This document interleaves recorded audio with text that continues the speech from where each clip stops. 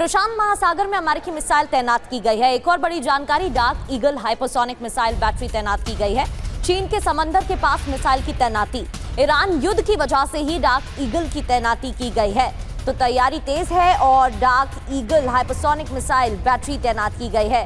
चीन के समंदर के पास इसकी तैनाती हुई है।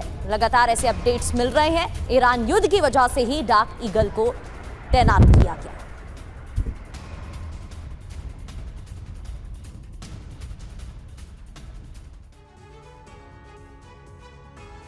तो अमेरिकी डार्क ईगल का यहां पर जिक्र हुआ। यह कितनी घातक है आपको बता दें। रेंज है इसकी 2775 से 3500 किलोमीटर। स्पीड देखिए 6000 किलोमीटर प्रति घंटा। वॉरहेड की बात की जाए तो कन्वेंशनल वॉरहेड्स इसमें लगाए जा सकते हैं। खास बात यह है कि 20 मिनट में रूस और चीन पर अटैक करने का यह मादा रखती है। यह मिसाइल इतनी खतरनाक क्यों है, यह भी जान लीजिए।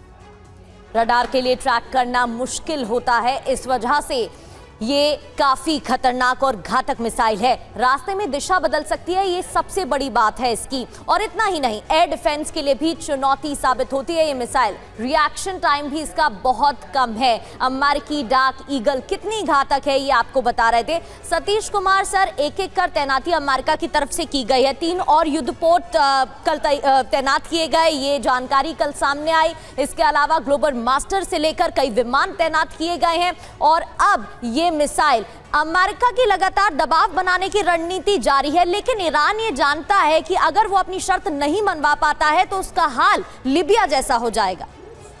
अब देखिए, ये एक तरह से डिप्लोमेटिक दबाव है जो शब्दों में अमेरिकी राष्ट्रपति ट्रंप ईरान को धमकी देते हैं, वो ये इसी तरह का एक धमकी का आगाज़ है कि अगर बात नहीं मानी तो नेस्तनाबूद कर देंगे।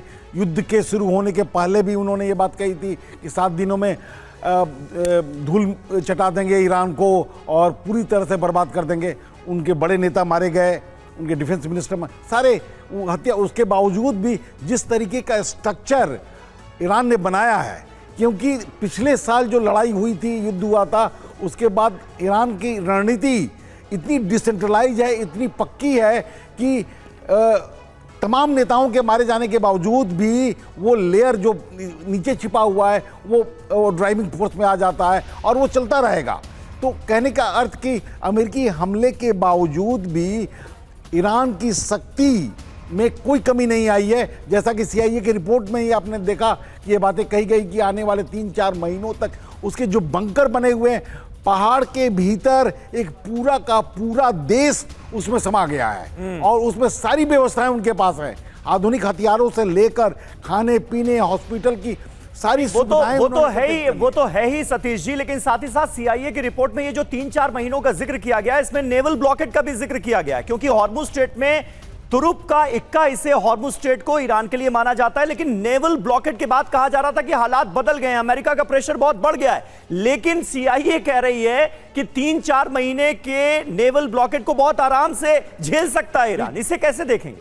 बिल्कुल बिल्कुल समीर, ये ईरान की अपनी रणनीति और बड़े ही सुचारू रूप से बनाई गई व्यवस्था के अंतर्गत है।